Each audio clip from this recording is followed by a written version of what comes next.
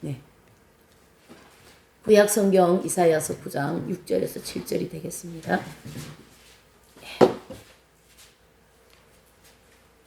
네. 6절, 7절 두 절이니까 우리가 한 목소리로 다 같이 합독합니다. 시작. 이는 한 아기가 우리에게 낳고 한 아들을 우리에게 주신 바 되었는데 그 어깨에는 정사를 메었고 그 이름은 기묘자라 모사라 전능하신 하나님이라 용존하시는 아버지라 평강의 왕이라 할 것임이라. 그 정사와 평강의 더함이 무궁하며 또 다윗의 위에 앉아서 그 나라를 굳게 세우고 자금 이후 영원토록 공평과 정의로 그것을 보존하실 것이라. 만군의 여호와의 열심히 이를 이루시리라. 아멘. 거긴 깔표를 해놓으시고요. 예, 신약 한 장 더 보십니다. 누가복음 1장입니다. 예, 26절에서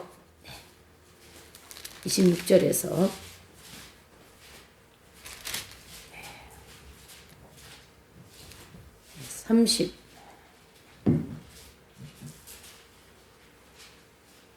5절까지 보십니다. 자, 26절 교도갑니다. 여기는 길으니까. 여섯째 달에 천사 가브리엘이 하나님 보내심을 받들어 갈릴리 나사렛이란 동네에 가서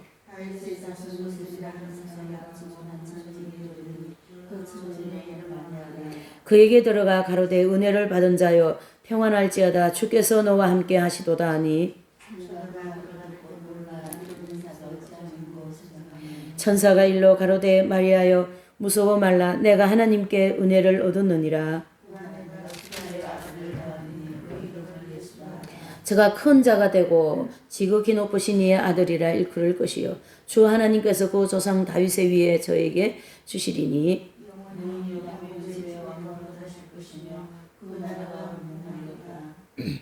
마리아가 천사에게 말하되 나는 사내를 알지 못하니 어찌 일이 있으리까. 가로되 성령이 내게 임하시고 지극히 높으신 이 능력이 너를 덮으시리니 이러므로 나실 바 거룩한 자는 하나님의 아들이라 일컬으리라. 아멘. 예. 그래서 이제 예. 이거 큰일 났네. 이거 나와야 되는데 안 나와가지고 PPT 안에 내용이 들어가 있어가지고 한 번 더 해볼게요. 네.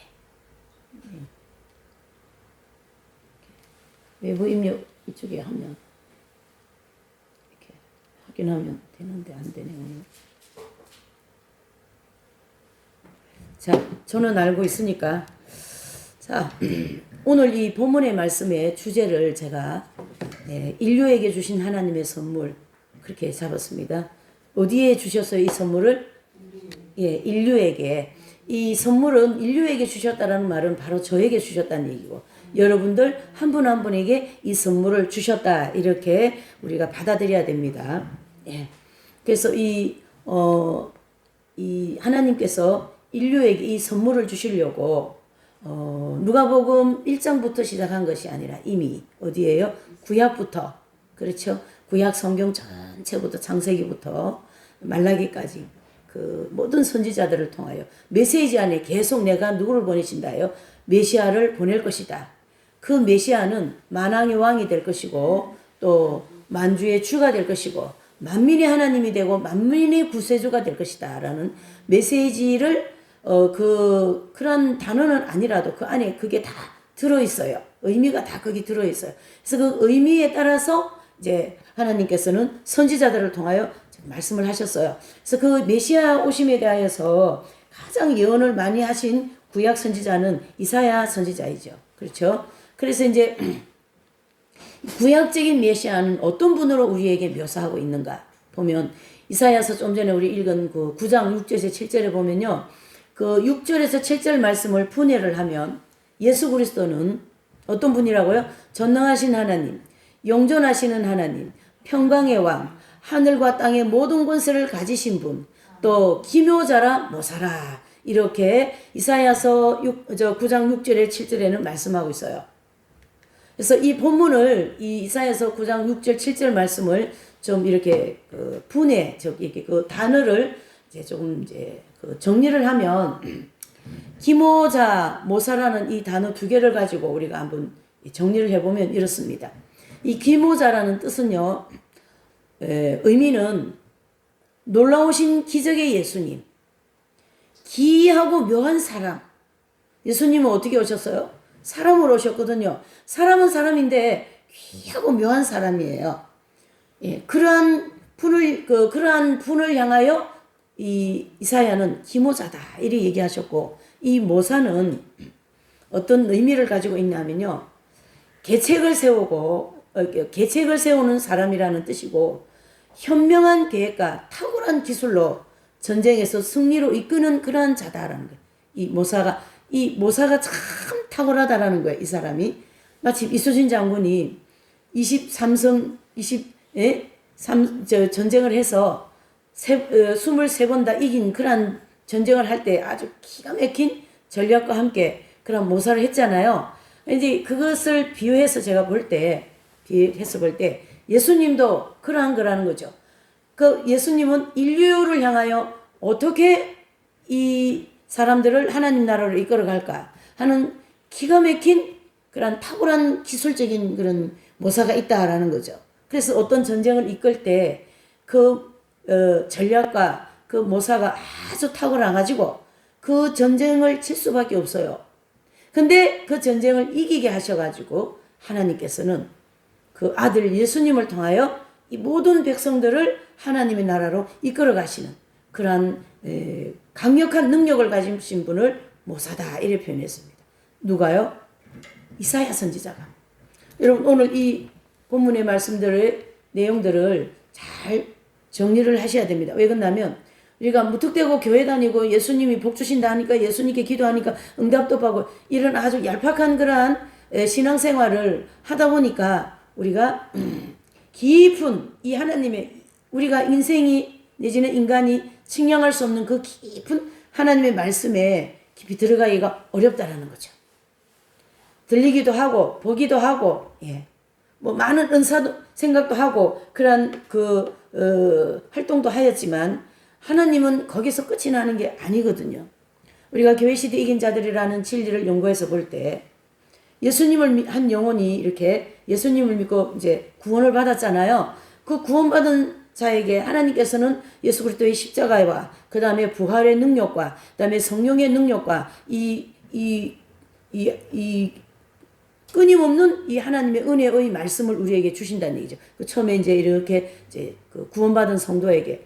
그렇지만은 그 처음에 구원받은 성도가 하나님께서 주신 그 모든 것을 다 받아서 이렇게 누리지를 못해요. 왜요? 아직 그릇이 그만큼 안 되기 때문에. 그러나 하나님은 그 영혼에게 계속 산상수훈의 말씀도 주시고 또 이 성경에 나와 있는 아주 깊고 깊은 말씀을 계속 주셔요. 그러면 이 영혼은 그 말씀을 처음 들을 때는 이런 것이구나. 또 두 번째 들을 때는 저런 것이구나 해서 10년, 20년, 30년이라는 긴 세월을 통하여 그 말씀의 깊이를 조금씩 느끼고 깨달고 알아가더라는 거죠.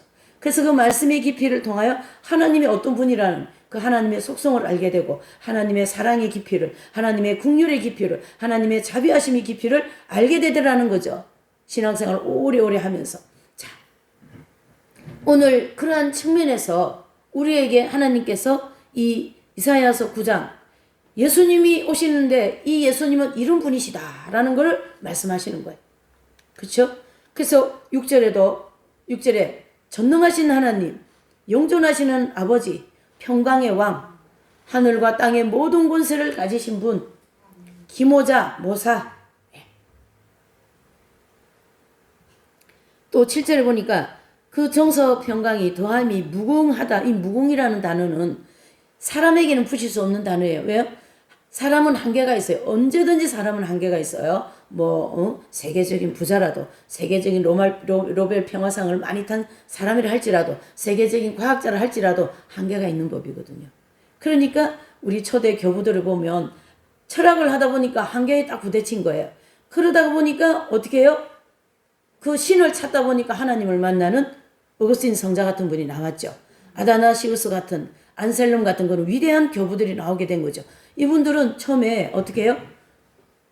철학, 인간이 어디서 갔냐, 우리가 어디서 가고 어디로 갔냐, 왜 사람은 악한가, 어디서부터 악한가, 이 악함을 어떻게 처리할 건가, 이런 걸 연구하고 계속 지식적으로 추가하다가 결과적으로 예수 그리스도를 만나는 거거든요. 거기서 종점을 찍어버리는 거죠. 그렇게 하면서 어떻게 해요? 십자가에 죽으신 그분이 나의 죄를 용서하시고 영원히 이 모든 사물들을 창조하시고 나의 생명이 영원히 살 수 있다, 이런 것을 깨닫게 되면서 그리스도를 만나게 되는 거거든요. 그러한 분 중에 한 분이 또 우리가 단테라는 분이 있잖아요. 단테 신곡 다 가지시잖아요. 여러분 책들. 그 책에 보면 이제 단테라는 분 어떤 분이랑 나온다라는 거죠. 그분도 그렇게 해서 주님을 만나서 그런 위대한 그 단테 신곡이라는 책을 남기기도 하고 그렇습니다. 제가 왜 이분들을 1번을 시작했다고 이 100번 끝번에 있는 이 깊은 분들을 왜 이렇게 얘기하냐 하면 1번부터 이분들도 시작했다는 얘기예요. 무슨 말인가? 구원받을 때부터 점진적으로 그 경지에 들어갔다, 이런 뜻이에요. 자, 오늘 이 본문의 말씀, 이사야서 9장 6절 7절의 말씀은 그렇게 깊은 말씀이다라는 거죠. 전능이라는 단어, 영존, 평강, 하늘과 모든 권세, 기모자, 모사, 이런 단어는 하나님께만 붙여지는 단어예요. 하나님이 우리가 그 속성을 공부하여서 아시지만 하나님께만 붙여지는 단어가 따로 있더라 아닙니까? 그렇죠? 영원 자존하신 분, 전지전능하신 분, 이런 게 다 어떻게 해요? 하나님께만 속한 단어인데 오늘 그 부분에 대해서 이사야 선지자가 아주 이렇게 이사야서 9장 6절에 잘 묘사를 해주고 있습니다. 그래서 구약적인 예수님은, 즉 메시아는 어떤 분으로 묘사하는가? 이렇게 묘사한다는 얘기죠. 어떤 분으로요? 이사야서 9장 6절에서 7절로 묘사한다.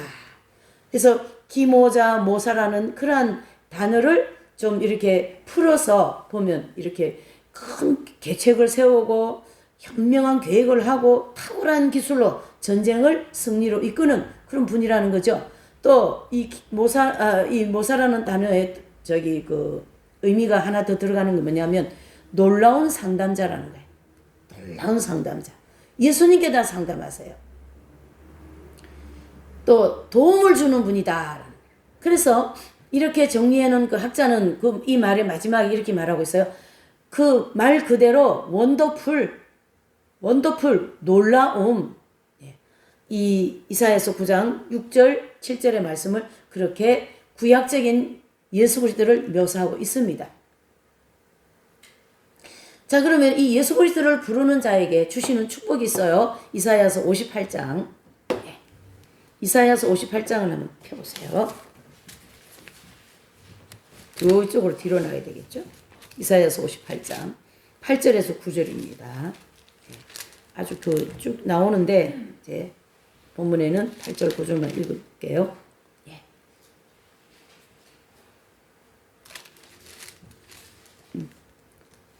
8절 9절 시작.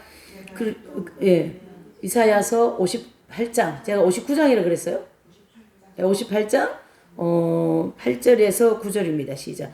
그리하면 내 빛이 아침같이 비출 것이며 내 치료가 급속할 것이며 내 의가 내 앞에 행하고 여호와의 영광이 내 뒤에 호위하리니 내가 부를 때에 나 여호와가 응답하겠고 내가 부르짖을 때에 말하기를 내가 여기 있다 하리라. 만일 내가 너희 중에서 멍에와 손가락질과 허망한 말을 제하여 버리고, 뒤로 가셔가지고 11절과 12절을 읽습니다. 시작. 나 여호와가 너를 항상 인도하여 마른 곳에서도 내 영혼을 만족해 하며 내 뼈를 경고케 하리니 너는 물된 동산 같겠고 물이 끊어지지 아니하는 샘 같을 것이라.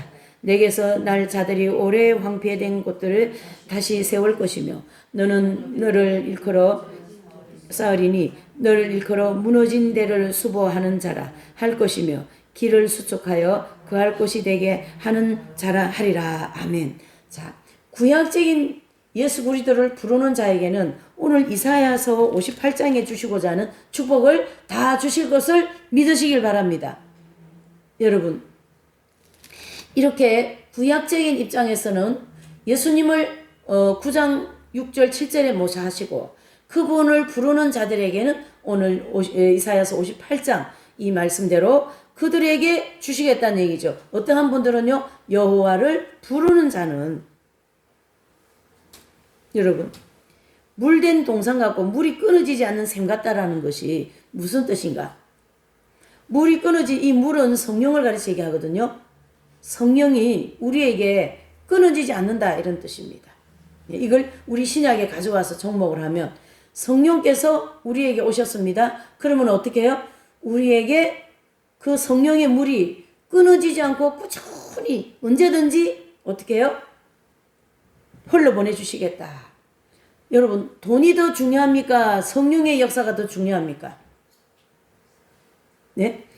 성령의 역사가 더 중요하다고 우리는 생각해야 됩니다. 왜 그러냐면 성령의 역사보다 돈이 더 많으면 성령의 역사가 나를 통하여 역사를 못 하셔요. 왜? 내가 육신으로 쫓아가기 때문에, 세상을 향하여 달려가기 때문에. 그러나 하나님은 언제든지 성경에 우리에게 이를 말씀하십니다.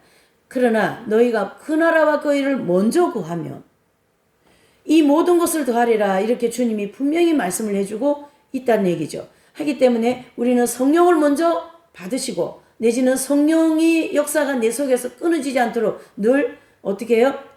거룩한 삶을 추구해야 된다.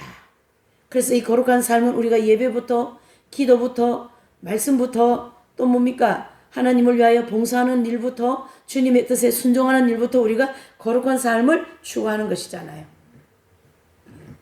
여러분, 신앙생활을 하다가 보면 하나님께서 사업도 망하게 하시고 건강도 뺏어가시고 물질도 다 걷어가시고 어떤 때는 막 감당할 수 없을 정도로 물질을 주실 때가 있고 감당할 수 없을 정도로 물질을 걷어가실 때가 있고, 이러한 하나님의 거두심과 어떻게 해요? 주심에 반복적으로 하시면서 이 영적인 광야길을 우리를 걸어가게 하셔요. 그걸 통하여 또 하나님을 알게 하시고 그것을 통하여 살아계신 하나님을 또 어떻게 해요?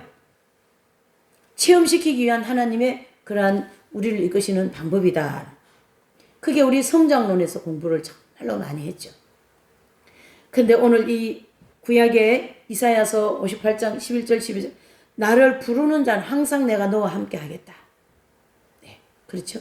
항상 너에게 성령을 통하여 내가 너와 함께 하겠다. 그런 뜻이 되지 않겠어요? 그러니까 이 샘물이 끊어지지 않는 샘물 같을 것이며, 우리 마음이, 우리의 심령이 황폐하여졌습니까? 하나님은 그 황폐하여진 심령을 새롭게 아름다운 에덴 동산과 같이 세울 것이다. 파괴되어진 모든 건물을 다시 세우겠다. 이것은 눈에 보이는 이런 건물을 세우시는 것보다도 우리의 영혼에, 우리의 내면에, 내 마음속에 들어있는 신앙의 집이 무너져 있습니까? 그 집을 내가 세우겠다, 이런 뜻입니다. 그래서 하나님은 언제든지 새롭게 우리를 해주시겠다. 이게 구약적인 그리스도를 부르는 자에게 축복입니다.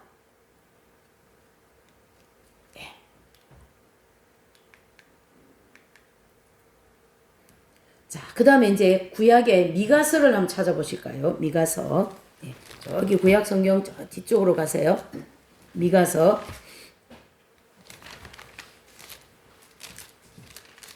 예, 미가서 5장 2절 3절입니다. 너무 많습니다. 이 구약에는요, 예수 그리스도의 오심이 너무너무 많습니다. 뭐 다 못 찾으니까 좀 중요한 것만 이렇게 좀 제가 정리를 했습니다. 예. 5장 2절 3절 시작. 베들레헴의 에브라다야, 너는 유다 족속 중에 작을지라도 이스라엘을 다스릴 자가 내게서 내게로 나올 것이라. 그의 근본은 상고의 태초이니라. 그러므로 임산한 여인이 해산하기까지 그들을 붙여 두시겠고 그 후에는 그 형제 남은 자가 이스라엘 자손에게로 돌아오리니. 아멘. 자, 여기에 지금 5장 미가서 5장 2절 3절에는요 예수 그리스도께서 어떻게 해요? 오신다라는 그런 예언을 미가 선지자를 통해 하고, 그분은 2절 후반부에 보면 그의 근본은 어디예요? 상고의 태초에 있는 분이다. 근본을 가지고 얘기하시죠. 그 근본이 어딘 분이에요? 바로 창조주 하나님이라는 거예요. 창세전부터 계신 분이라는 거예요. 예수님이. 그분이 이 땅에 오실 것이다 라는 것을 미가 선지자를 통하여 말씀합니다. 그래서 근본 어디예요? 태초에 계신 분. 예.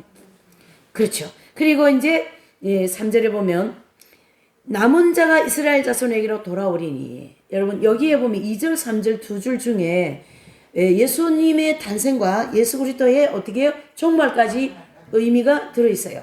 그래서 이 종말에 대한 내용을 보시면 그 남은 자의 이스라엘 자손에게로 돌아오리라. 마지막 때에 하나님께서 이스라엘 백성들이 전 세계 유리방황하는 디아스포라 같은 그런 백성들을 향하여 내가 재림하실 때는 너희가 반드시 아브라함 땅, 약속한 땅으로 들어오리라. 그 약속을 이루시기 위하여 1948년 5월 14일 이스라엘을 독립을 시키셔가지고 하나님께서는 어떻게 해요? 유대인들이 세계 어느 곳곳에 다 흩어져 있는 유대인들을 전부 다 무슨 뭐 색출하듯이 이렇게 뽑아가지고 이스라엘을 다 보내셔요. 그래서 이번에 우크라이나 전쟁은 하나님 입장에서는 그게 목적입니다. 내 백성을 내 땅으로 보내야 된다. 그게 에스겔 39장이잖아요. 고토로 돌아오게 하시겠다. 예, 이렇게 이스라엘 땅을 만들어 놓으시고 아브라함에게 약속하신 그 약속을 하나님께서 오늘 저와 여러분들이 보는 데서 뉴스를 통하여 실제를 통하여 터져지는 폭탄을 통하여 지금 뭘 보여주고 계셔요? 내 백성을 이스라엘 땅으로 보내겠다. 여러분 얼마나 실감납니까? 미가 선지자의 이 5장 2절 3절의 말씀은 바로 초림의 예수님과 정말 재림하실 예수님까지 우리에게 설명을 해주고 있다. 이렇게 보셔야 됩니다. 이 예수님이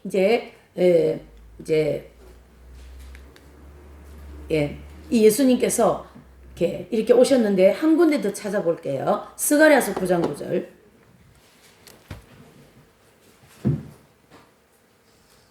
네, 스가랴서.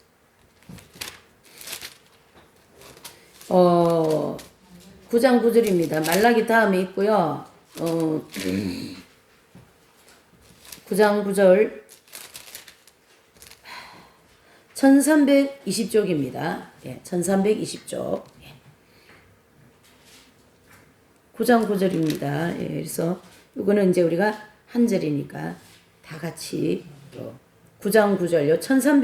1320쪽이 되겠습니다. 시작. 시온에 따라 크게 기뻐할지어다. 예루살렘에 따라 즐거이 부를지어다. 보라 내 왕이 내게 임하였나니 그에는 공의로우며 구원을 베풀며 겸손하여 나귀를 타나니 나귀의 작은 것 곧 나귀 새끼니라. 아멘.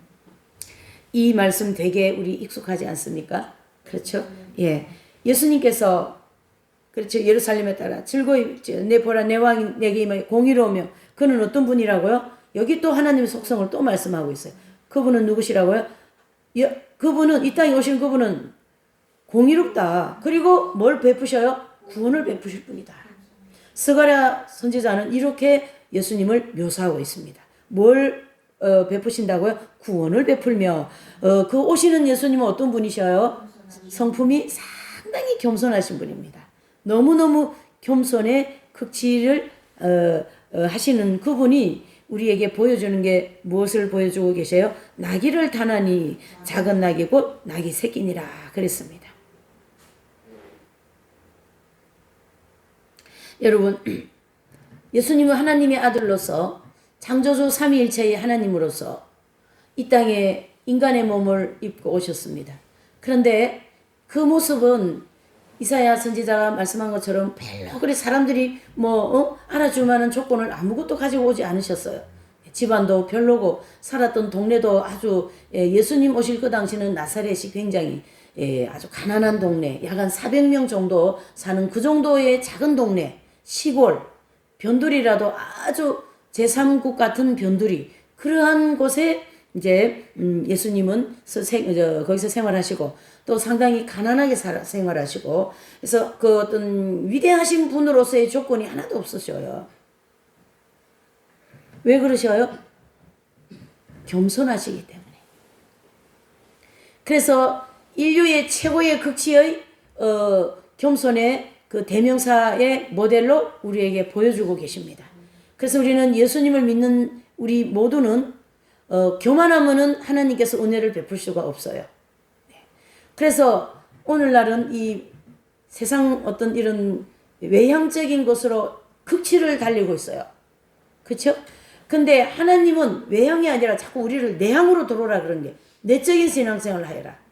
그러니까 외향적인 것이 큰데 많이 길이 들여 있어요. 교회도 커야 되고 시설도 좋아야 되고 모든 것이 따뜻하고 시원하고 정욕에 탁탁 맞게 말이죠. 정욕의 감각적인 게 시원하다, 좋다, 따뜻하다. 여러분 이 정욕은요 뭔지 아십니까? 정욕은 무지개이라고 생각하셔야 돼요. 끝이 없어요. 정욕은. 그래서 욕심이라는 말이 나왔고 욕심이 계속 추가하게 되면 그 욕심 때문에 우리가 죄를 짓는단 말이에요. 왜 그렇습니까? 한 개라도 더 가져야 되고 한 자리라도 내가 더 높이 올라가야 되고 이거 뭐 목회자도 수도사고 아무것도 없어요. 뭐 신부고 수녀가 아무것도 없어요. 다 거기에 매여 있습니다. 그래서 예수님은 이렇게 오셔서 나와 같이 이렇게 겸손하여야만이 아버지 나라 올 수 있다.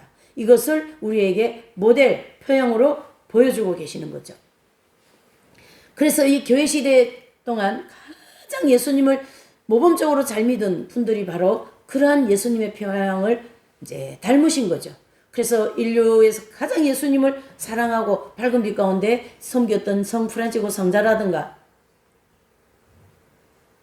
개신교에서 나온 주기철 목사님이라든가 손양호 목사님 이러한 분들이 예수님의 그 극치의 겸손을 가장 많이 닮은 분들이죠. 그분들의 빛된 삶을 우리가 쫓아가야 됩니다. 그럼 뭐 세수만 교회는 맨날 그런 것만 얘기해. 이 세수만 교회는 그런 진리를 증가하라고 세우는 교회예요. 저기 여기 앞에 가면 길 건너가면 큰 교회 있어요. 또 저 옆에 가도 큰 교회 있어요.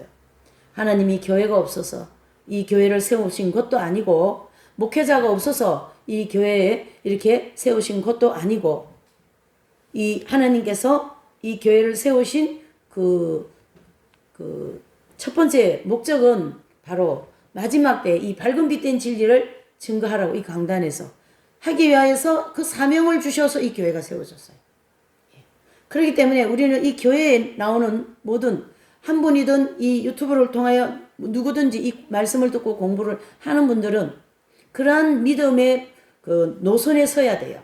안 그러면은 뭐 맨날 뭐 종력이라 그러고 죄라 그러고 맨날 회개하라 그러고 뭐 청빈 얘기 이런 거나 하고 재미없어요. 그런데 하나님이 그것을 원하신다라는 얘기죠. 그러면 우리 그리스도인들 또 이 공부한 분들 이런 진리를 추구하는 분들 좀 더 내적인 신앙생활을 하는 분들이 다 그렇게 살아야 되는 거 아닙니다. 크게 부유하게 살아도 거기에 마음을 빼앗기지 않아야 되겠죠. 이게 나의 신앙 전체라고 생각하는 그런 신앙이 아니어야 되겠죠.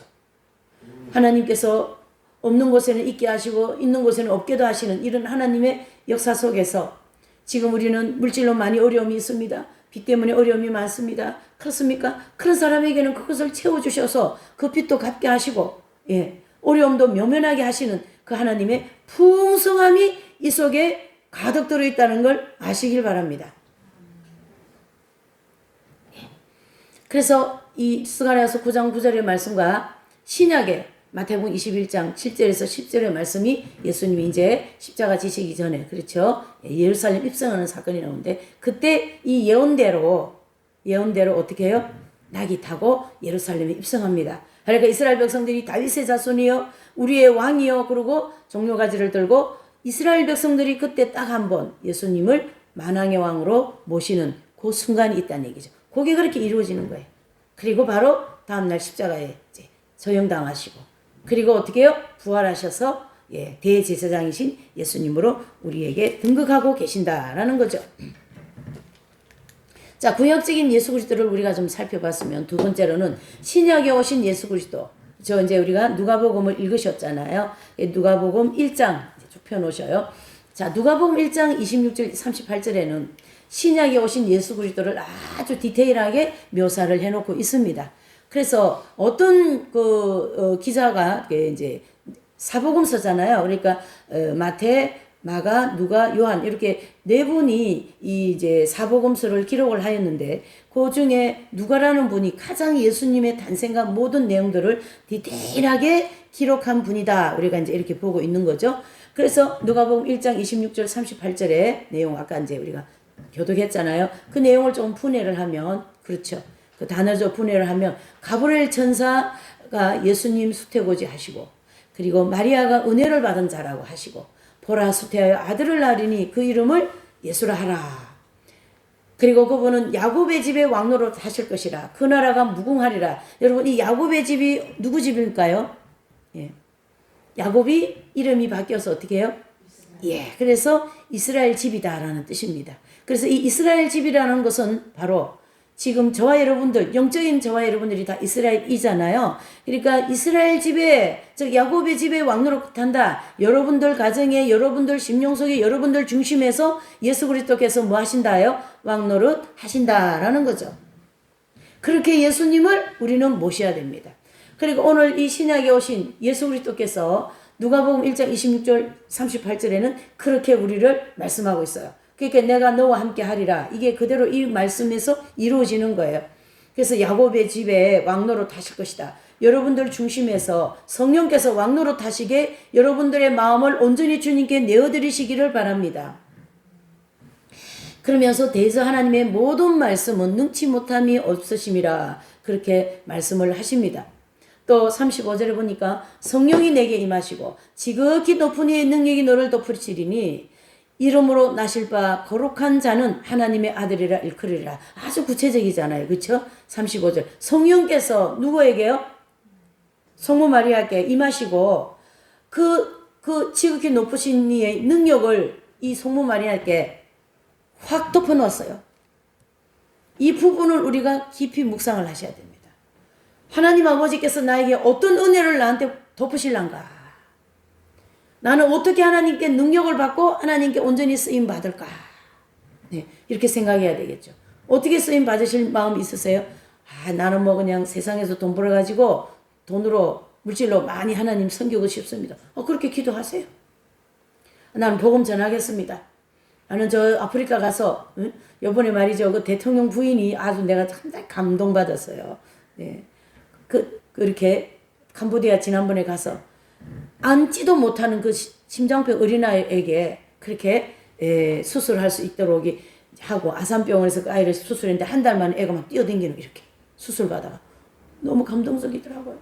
이렇게 해서 우리 대한민국을 또 알리는 거야. 하나님께서 이렇게 이렇게 막 알리고 저렇게 알리고 막 그러는 거예요. 너무 대한민국이 너무 감사한 것 같아요. 하나님 이렇게 지켜주시니까. 그러니까 그런 능력이 막 여러분들한테 임하시길 바랍니다. 예. 저는 만약에 예수님을 이제 믿었죠. 우리 어머니 때부터. 예. 근데 만약에 제가 지금 이제 생각을 할 때 지금의 생각은 그렇습니다만 좀 그렇게 하고도 남을 수 있는 그런 게 있어요. 제가 만약에 수도사가 안 되고 수도에 안 들어가고 이제 개신교에 계속 남아 있었다면 아마 아프리카 쫓아가가지고 아프리카 아이들 다 끌고 올 것 같아. 네. 그래서 그 아이들을 막 이렇게, 공부도 가르치고 막 이렇게 할 것 같아요. 네. 여러분, 우리가 인생을 참 아름답게 살 길이 너무 많습니다. 네. 나는 자식이 없어도 그런 사람들이 다 나의 자식이잖아요. 어떤 수녀님은 어떻게 해서 수녀가 되었습니까? 이렇게 이제 된 동기에 대해서 이렇게 질문하니까, 저는 말이죠. 한 사람만 사랑하고 사는 게 너무 인생이 아깝더라는 거죠. 그래서 많은 사람을 사랑하고 살려고 자기는 수녀가 되었다. 참 맞는 말씀이잖아요. 그와 같이 내가 자녀가 없어도 많은 자녀, 또 내가 자녀가 있어도 많은 자녀를 키우고 거느리고 그렇게 살겠다 그러면 하나님이 또 그쪽으로 길을 막 열어주셔 축복하시는 거예요, 여러분. 꼭 내 아이만 잘 키워서 뭐 이런 거 너무 이기적이죠. 그렇죠? 예. 온 세상 아이들이 다 내 자식이다 이렇게 생각하시고 그 아이들은 내 형편 닿는 대로 단 기도라도 뭐 한 달에 뭐 5,000원 10,000원이라도 지금 저기는 밥 굶고 신발도 없고 막 그러니까 제가 늘 경건이 얘들 어릴 때 저렇게 아프리카는 먹을 게 없어서 흙 주워 먹고 있지 않냐. 그래서 많이 나오잖아요, 이렇게. 그렇죠? 그걸 자꾸 애들한테 심어줘야 되는 거예요. 우리나라 아이들은 너무 먹을 거 많고 너무 이렇게 귀하게 커가지고 배고픈 걸 모르는 거예요. 자, 이런 모든 내용들을 우리가 살펴볼 때에 그 지극히 높으신 하나님의 능력이 그 성모 마리아님께 확 덮어진 거예요. 그래서 그 성모님을 통하여 예수님이 이 땅에 오시잖아요. 그 사명을 감당하셨잖아요. 저와 여러분들은 이 마지막 때 어떤 사명을 감당하실 겁니까? 어떻게 예수님을 위하여 살아볼까? 어떻게 예수님을 기쁘시게 해드릴까?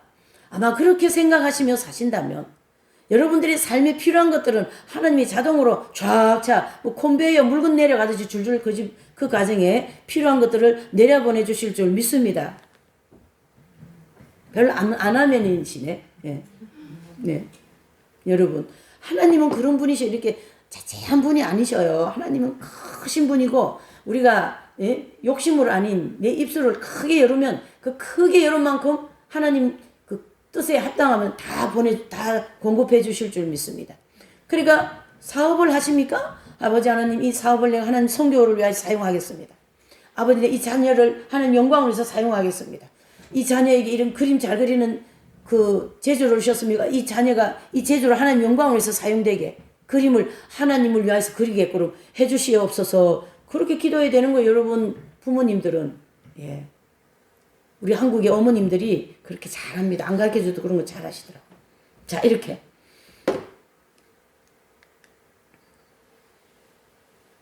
그래서 이 신약적인 예수 그리스도께서는 오늘 이 누가복음에 기록한 대로 주어진 그 인류에게 큰 축복, 그 인류에게 큰 축복이 바로 나에게 온 축복입니다. 그래서 몇 가지 정리를 하면 인류에게 하나님 아버지는 인류에게 큰 선물을 주셨는데 저와 여러분들에게는 그것이 큰 축복으로 같았어요. 어떤 축복입니까? 바로 예수 그리스도의 속죄 온종을 주시고, 속죄 온종. 아무리 잘 살아봐야, 아무리 뭐 사성사업하고 남의 자식 막 100명, 200명 키워줘봐야 예수님 안 믿으면 아무 소용없습니다. 그것은 그냥 이 땅에서 그대로 그냥 그걸로서 끝나는 거예요. 그러나 물론 안 하는 것보다 낫겠지만 예수님의 이름으로 그 모든 삶을 추구해야 된다, 이런 뜻입니다. 그래서 인류에게 주신 이 큰 축복은 나에게 어떻게 옵니까? 예수 그리스도의 속죄 온총, 제 문제를 해결해 주시고 그 다음에 영적인 생명을 주시는 거예요. 우리는 생명이 두 가지 있다고 생각하셔야 돼요. 육신의 생명과 영의 생명. 그래서 영원히 육신의 생명은 100살이라, 요즘에 뭐 오래 살아서 100살이라고 그래요. 살다가 죽잖아, 이렇게. 그래서 이제 갔어요. 안에 있는 뭐가 있어요? 영혼이 빠져나가서 이 영혼은 영원히 죽지 않습니다. 지옥에 가도 영원히 죽지 않고 천국에 가도 영원히 죽지 않는 게 영적인 생명인 거거든요. 그래서 그 생명을 우리 인생들에게 주시려고 예수님이 오셨습니다. 뭐 주시려고요? 생명을 주시려고. 우리가 신앙생활 할 때에 생명 없는 신앙생활 하면 안 되는 거예요. 예. 그리고 예수님이 이 땅에 오신 그 이제 축복 중에 세 번째, 성령을 보내시려고. 예수님이 반드시 오셔야만이 하나님의 영이신 성령이 오시게 돼 있어요. 예수님이 오시면 순서적으로 되잖아요. 십자가에 죽으시고 부활하시고 승천하시고 성령을 보내시고 이렇게 되잖아요. 그리고 난 다음에 어떻게 해요? 저와 여러분들에게 그 성령을 주시려고. 그리고 네 번째로는 우리를 성령을 통하여 천국으로 인도해 주시기 위함이다. 이렇게 정리를 해볼 수가 있습니다. 또 신약적인 예수 그리스도가 우리에게 이제 실제적으로 좀 전에 네 가지는 하나님이 우리에게 주신 거고, 나와 지금 무슨 상관이 있냐는 얘기예요. 나는 지금 발등에 불 떨어졌는데 IMF 때문에 아니면은 코로나 때문에 이 사업이 안 돼가지고 1층에 드디어 문 닫아버렸더라고. 1년 안 됐어요. 제가 1층을 보면서 너무 마음 아프더라고. 딱 그 1층에 그 가게를 오픈하는데 딱 코로나가 와버린 거예요. 같이 딱 시작하더라고. 같이 힘들어 하면서 결국 문 닫아버렸어요. 다른 뭐가 들어오는 것 같아. 계속 공사하는 소리 들리는 거예요. 너무 마음이 안 됐더라고. 왜 그러냐면 젊은 사람들이에요. 네. 자, 여러분. 하나님께서는 이제 예수님이 이 땅에 오시고 우리에게 큰 축복을 주시는 것은 우리 삶에 친히 함께 하십니다. 나의 생활에, 나의 모든 것에 함께 하시고 또 우리의 필요를 채워주십니다. 아멘이십니까? 우리의 필요를 채워주십니다. 너무나도 남편도 술도 많이 먹고 정말 이 남편 때문에만 너무너무 고통 속에 사는 그런 이제 가정이 있어요. 그런데 이분이 늘 하는 얘기 들어보면 제가 들어도 정말 실감 나는 거예요. 술 먹고 구타하고 막 애들 때리고 막 이런 거만 하는 남편이거든요. 그런데요, 술 엄청 한 번 먹고 이렇게 오면 이제 막 밟고 지나가기도 하는데 사람을 밟지 않고 어쩌면 그 발이 사람 누워있는 그 옆에 빈자리 있죠. 그거를 이렇게 밟으면서 갔다라는 거예요. 그 말은 거기 밟히면 죽는다는 얘기지. 근데 하나님께서 나의 가정과 내 생명을 이렇게 지켜주셨다. 그걸 간증한 거예요. 그 술 많이 먹고 막 구타하는 그 남편이 술 먹고 들어가지고 아무 때나 밟고 막 방으로 들어왔다 갔다 그러잖아요. 근데 애들 여기 누워있고 본인 누워있고 요런데요. 거기에 빈자리만 탁탁 밟고 지나가서 안 밟혀서 안 죽었다 이런 뜻이에요. 누가 하신 거예요? 하나님이 하신 거예요. 하나님이 하셨어요. 예. 그래서 내가 지금까지 살았다. 나는 하나님을 절대 부인하지 않는다. 나는 하나님께서 지켜주셔서 지금까지 그 엄청난 환난 속에서 살아왔다. 내 자녀들을 다 지켜주셨다. 이렇게 간증하더라고. 너무너무 감사한 거죠. 와 같이 우리의 필요를 채워주십니다. 또 채워주시는데 째째하게 아니고 풍성하게 채워주신다. 그렇기 때문에 우리는 어떠한 방법으로든지 하나님의 일에 동참해야 됩니다. 아멘이십니까? 어떠한 방법으로든지 동참하셔서 마지막 때에 하나님께서 우리에게 준비해 놓으신 이 엄청난 축복을 이제 다 받으시고 이제 예수님의 재림이 임박하잖아요. 때가 임박합니다. 여러분들이 믿거나 말거나 임박한대요. 지금은. 자, 믿는 자는 복이 될 것이고 에이 뭐 2000년 전부터 오신다 그랬는데 뭐 그런 분들은 또 뭐 그런 분들대로 내버려 두시고 어쩔 수가 없습니다. 자, 마지막 때에 남은 자에게 하나님께서 마지막 은혜를 부어주리라. 반드시 여러분들은 그 은혜를 받으시는 분들이 되시기를 예수님의 이름으로 이제 부탁을 드리겠습니다. 자, 오늘 있잖아요. 우리 이 말씀을 좀 생각하면서 여기다가 좀 PPT를 하면 오늘 정리된 말씀이 이게 다 있거든요. 그런데 좀 조금 아쉽기는 하지만 이제 다 여러분